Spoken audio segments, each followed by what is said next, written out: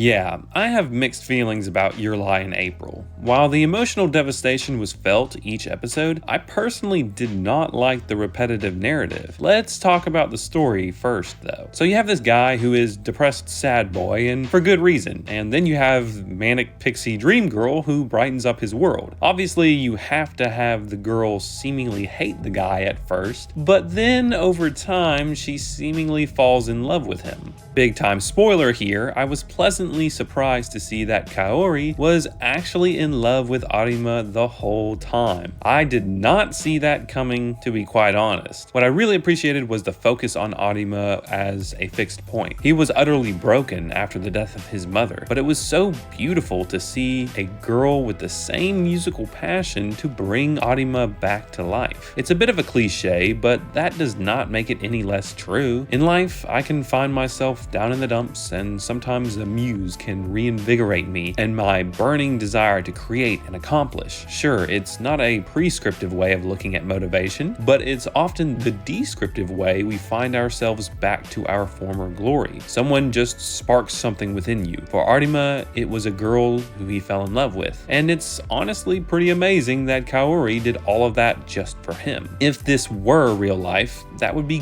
creepy. But in fiction, it's a mind-blowing romantic gesture that undoubtedly changed Arima's life for the better. Now, let's talk more about the characters specifically. I felt as though each member of the friend group got decent characterization and supplemental background info. Tsubaki definitely got the best treatment other than the two main characters, and her oblivious yearning for the MC was enjoyable for sure. I wasn't fully convinced that she liked him in the beginning, and usually I'm pretty bad at guessing the outcomes of shows, even though I run an anime YouTube channel. However, it was plainly clear that she liked him early on. It's such a difficult time in life when you have unrequited love, especially with someone who is well integrated into your daily events. You constantly see that person, you always think about them, even when they are not there. For me, being preoccupied anxious attachment style, I sometimes obsess over a love interest. I'm not sure that all or any of these characters are unhealthily attached to their object of desire, but I can definitely say that it's a gut-wrenching feeling to confess that love and ultimately not have it reciprocated. And that's the sad truth about Tsubaki's love for Arima, but the series actually keeps the door open for them in the long run. I guess I also was a little bitter that Kaori lied the whole time to Arima's face about loving Watari instead of him. I could not fathom keeping up that facade. I would have failed in a week's time. Moving on to the themes and overall tone of the series, I felt like it was redundant. Sure, there were some emotional highs and lows that made me feel alive, but so many times the instability and inconsistency of Arima's journey seemed a little boring to me. I probably would have liked it a lot more if it were a little bit shorter. I find that brevity is more potent than a long drawn-out oversaturated emotional story. The ending was truly a special phenomenon, but most of the series dragged along oftentimes. I wouldn't say that it was bad in pacing,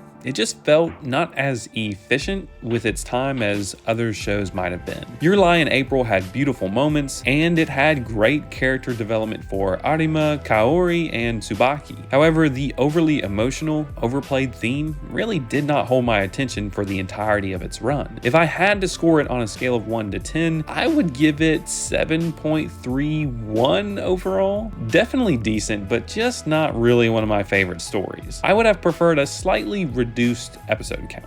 P.S. How dumb do I feel now that I realize Your Lie in April is about Kaori's lie in spring because she lied to Arima about not liking him. Oh man, I feel dumb.